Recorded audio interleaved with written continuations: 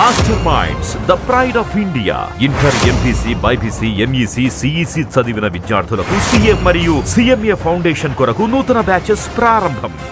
తెలంగాణలో కొనసాగుతున్న food safety అధికారులు ముమ్మర తనిఖీలు చేస్తున్నారు.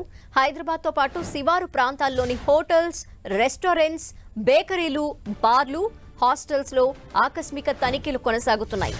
అల్లం వెల్లుల్లి పేస్ట్, బ్రెడ్ తదితర తయారీ కేంద్రాల్ని తనిఖీ చేసిన అధికారులు నాసిరకం ఉత్పత్తుల్ని తయారు చేస్తున్నట్టు గుర్తించారు. మరోవైపు లేబుల్ లేని వస్తువులు, తయారీ ఉత్పత్తులు అపరిశుభ్రంగా ఉన్నట్టు గుర్తించారు.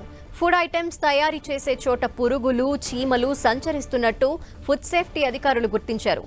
పలు ఫుడ్ ఐటమ్స్ తయారీ కేంద్రాలకు ఫుడ్ సేఫ్టీ అధికారులు నోటీసులు జారీ చేశారు.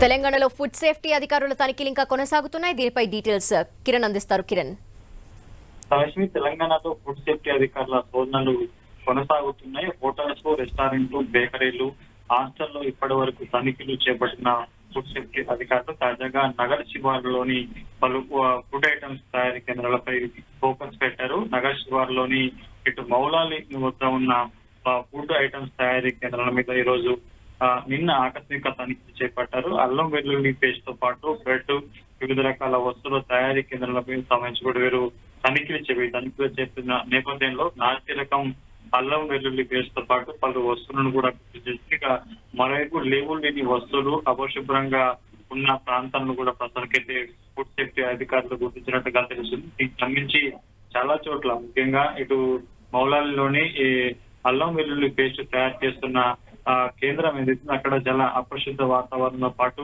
పురుగులు, చీమలు సంచరిస్తున్నట్టుగా ఫుడ్ సేఫ్టీ అధికారులు కూడా గుర్తించడం జరిగింది. ఇక వీటితో పాటు అటు బ్రెడ్ తయారు సంబంధించిన కేంద్రాల మీద కూడా ప్రస్తుతానికైతే ఇటు ఫుడ్ సేఫ్టీ అధికారులు సోదాలు చేసినట్టు అక్కడ కూడా చాలా నాసి రకంగా మెటీరియల్ ను వినియోగిస్తున్నట్టుగా, లేబుల్ లేకుండా కూడా చాలా ఐటమ్స్ తయారు చేసినట్టుగా ప్రస్తుతానికైతే ఫుడ్ సేఫ్టీ అధికారులు గుర్తించారు. చాలా ఫుడ్ తయారు చేస్తున్న తనిఖీ కేంద్రాలకు సంబంధించి కూడా ప్రస్తుతానికైతే నోటీసులు జారీ చేశారు. తిరిగి మరొకసారి ఇలాంటి ఘటనలే పునరావృతమన్నట్టు కూడా వాటిని వీళ్ళ సీరియస్ యాక్షన్ తీసుకుంటామంటూ కూడా ప్రస్తుతానికైతే అధికారులు చెప్పినట్టుగా మనకే తెలుస్తుంది.